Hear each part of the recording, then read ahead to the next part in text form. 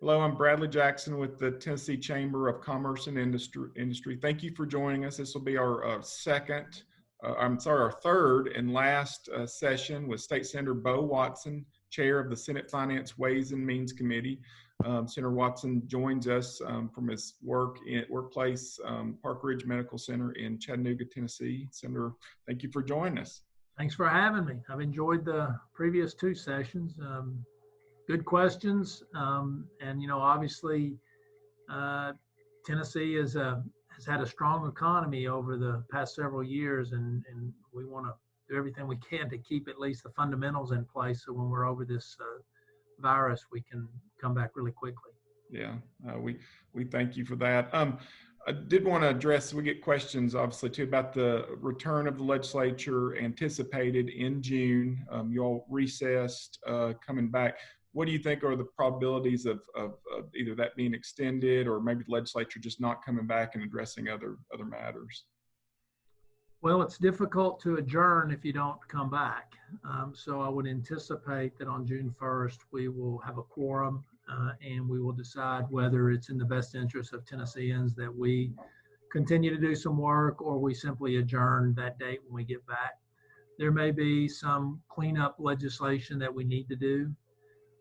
But the single bill that we have to pass is the budget bill, and we've done that. And so it's conceivable we could come back in, say, let's live to fight another day, and adjourn and go home for the remainder of the year. Yeah.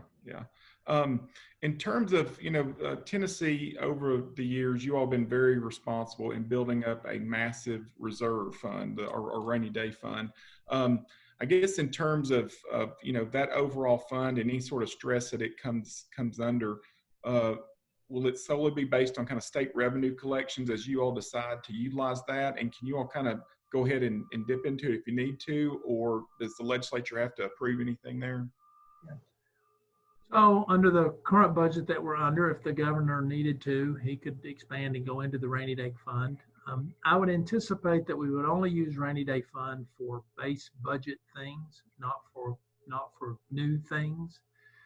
We typically try not to use the reserve fund for recurring expenses, but only for non-recurring expenses.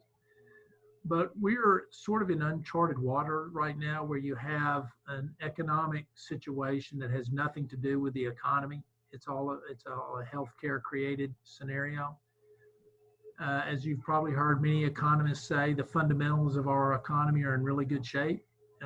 So we are hopeful that when the health part of this has passed, that when Tennesseans get back to work and Tennessee companies get geared back up, that our recovery will go fairly quickly and we won't have to dive too deeply into our $1.4 billion reserves. That can sustain us for a while if we have to, but that's not a long-term solution, and one that we would hope that we wouldn't have to use a lot of. But the governor does have a lot of flexibility, particularly under state of emergency conditions. The governor has a lot of flexibility with his resources. Sure. I do want to ask you too, being a member of our citizen legislature, you get a lot of constituent contact in business. So I'm kind of curious, what's the feedback overall that you're getting from this, both from business and citizens? Well, from the business community, they're obviously concerned about mandatory kinds of shutdowns, stay-at-homes, those kind of things. They recognize the health risks. I mean, they're not unreasonable people, but that's probably, interestingly enough, from the business side of the world, particularly the small business side of the world, that's what I hear the most from. From citizens in general, they understand the health side of this, although they see people out moving about in the community, and so it makes them question how significant the problem is.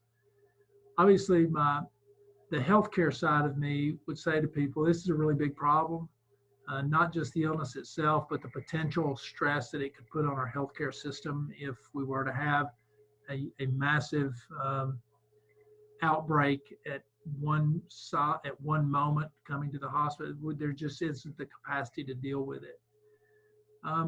But most people, amazingly enough, are are adapting, and it's kind of Tennessee's nature. We're a pioneer state. There's sort of that DNA in our system. We're very in many ways, we have a lot of self-initiative and self-reliance and those kind of independent factors that kind of make us who we are. And so I kind of see that happening with Tennesseans. The other thing is just how, particularly those of us in the healthcare world, are seeing the communities step up to provide relief to those that are in need, looking at ways that they can help their neighbor. Again, another great testament to just how Tennesseans tend to behave in crisis.